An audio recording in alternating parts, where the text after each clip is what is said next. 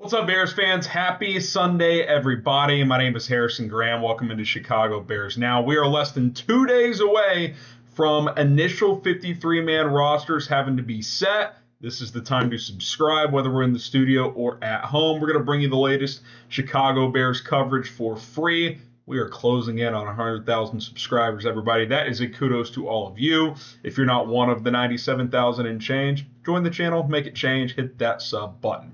All right, so I've been waiting most of the day as some teams have started to make, cut 8 players here, 10 players there. I'd say a handful of teams have made, 8+ cuts today, but Bears not one of them. So I thought we'd do a little bit of a different type of video today in relation to roster cuts, as this new NFL rule could be critical for all 32 teams, but especially the Bears, as they've had a couple of guys, more than a couple of guys, banged up that I think could at some point play a role on this team this season. If you forgot or were unaware of, the NFL implemented a new rule this year that you can essentially carry 2 extra players through your initial 53-man roster that you place on IR to return later in the season. With the old rules, if you liked a player that you weren't willing to risk getting claimed by another team, but they were hurt, like, good example, Tevin Jenkins last year.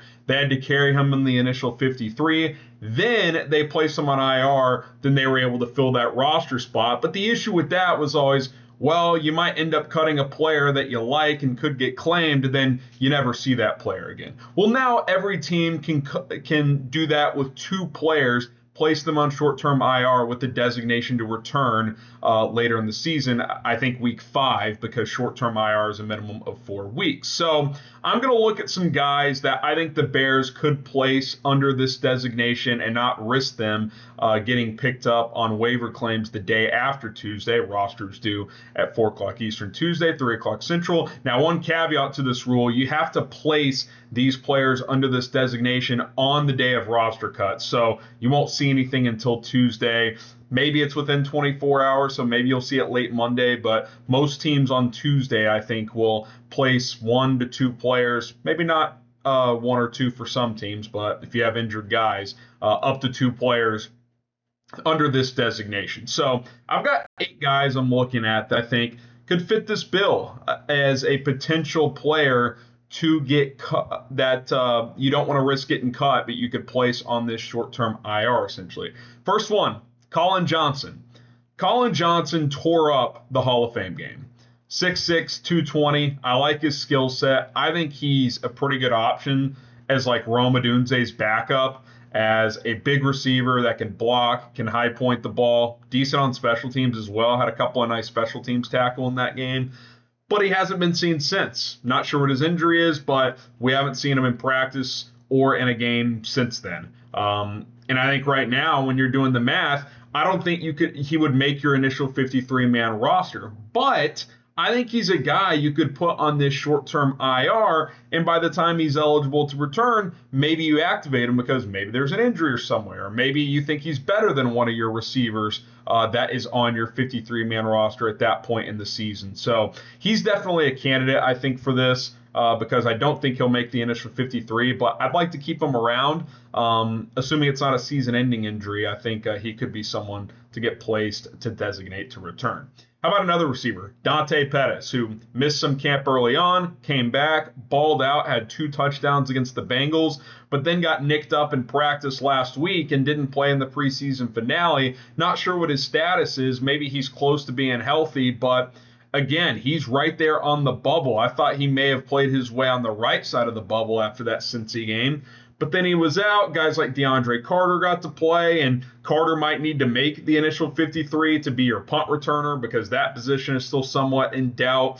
So I think Dante could also be a player that the Bears like. They don't necessarily want to risk him getting picked up off waivers, although I don't think Collin Johnson or Dante Pettis, it's like the end of the world if you lose those guys out of your building. But if you want to put one of those guys on your short-term IR designated to return, I would certainly be open to that. All right, before we get to our next candidate for this, today's show is sponsored by Prize Picks, guys. Football is back, baseball is heating up, and this is the perfect time to get going with the best daily fantasy sports app that is out there. Here's what you got to do. First, you got to create an account. Go to prizepicks.com/CLNS. That's /CLNS. The code CLNS is going to get you a deposit match up to $100, some extra money to play with if you've never played daily fantasy sports.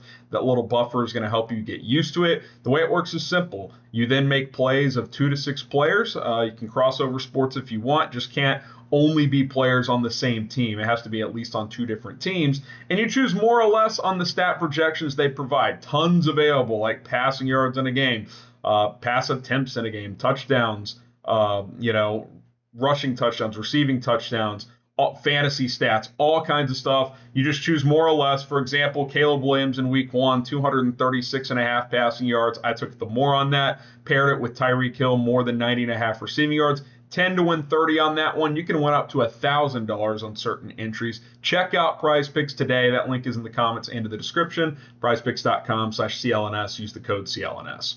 All right, let's get to a couple other players. How about Larry Borom? Still don't know his status. Last we heard from Matt Eberflus on Saturday was that it's an ankle injury.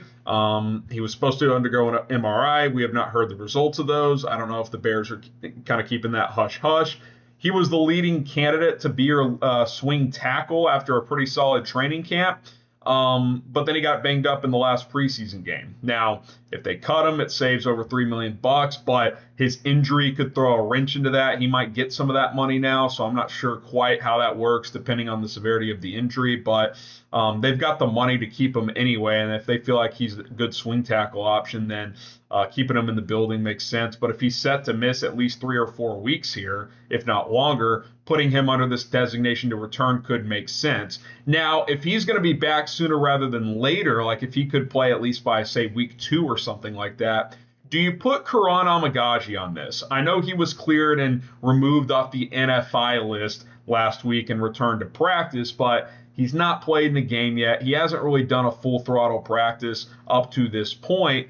You probably wouldn't want to put him out there in week 1 or 2 of the season just based on where he's at. He hasn't played in a football game since October, and that, of course, was at Yale. This is already a jumping competition. Now, technically for these type of plays, they have to have an injury, but you could easily kind of fudge that here and be like, yeah, he had a setback. He's got to go on short-term IR. Pretty easy to work around some of that stuff.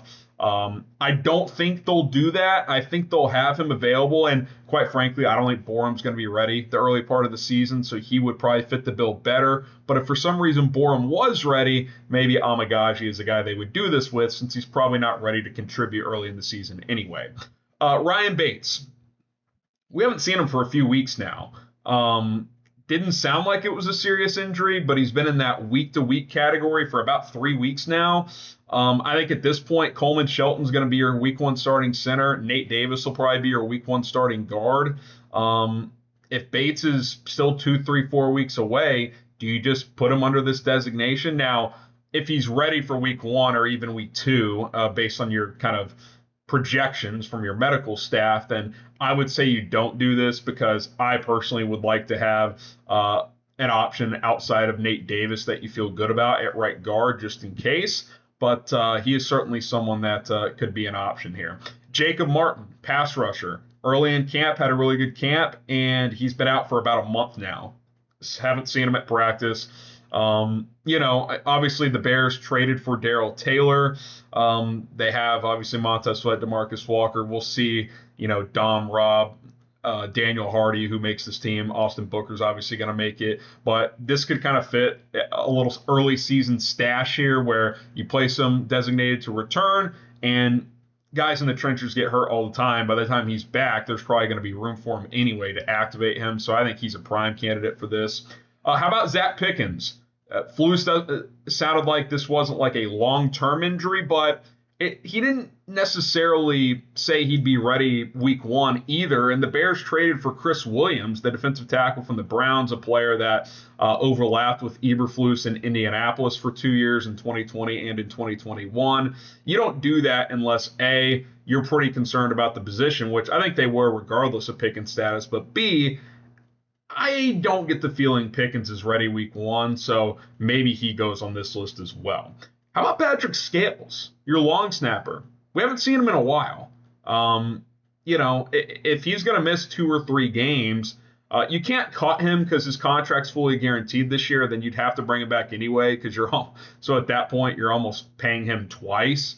But if he's going to miss, like if I'm managing this roster and I think my long snapper is going to miss at least 2 games, well, I might be willing to accept him missing 4, go with Cameron Lyons or a different long snapper if they don't think Lyons is good enough, and then activate Scales for week 5. Kind of gives you a way to get an extra player on your 53 and have a different option for game days at another spot. Maybe you go heavier at corner or you add an extra tight end or something like that. So that could be an option they consider. And then lastly, Noah Sewell. I know Sewell returned and played in the final preseason game, but had a bad missed tackle. I don't think he played that well. They could kind of go the Amagaji route that I mentioned, where they kind of, he's got a hamstring issue and just kind of fudge it and put him on this list, because I'll be honest, I don't think he's a top 5 linebacker on this team right now, but you probably don't want to cut him just yet as a 5th round pick from last year. Like, I could see a young team not contending this year just taking a chance on him, right, with a waiver claim. So, if you want to keep Micah Baskerville because you think he can contribute, but you don't want to move on from Sewell, maybe you short-term IR stash him and potentially activate him later in the season. So those are some guys that I think fit the bill of this new NFL rule, which I think you'll see teams take advantage of this. Could make waiver wire claims the next day a little less chaotic because some guys will get protected, but obviously still will have plenty of activity around the league. All right, name a player or players, up to 2, that you would like to see the Bears utilize this new rule on and kind of protect themselves from subjecting these guys to waivers. Let me know down in the comment section below. My name is Harrison Graham. Don't forget to subscribe. If any notable cuts and news drops, we will hit you guys with a video. Until then, bear down.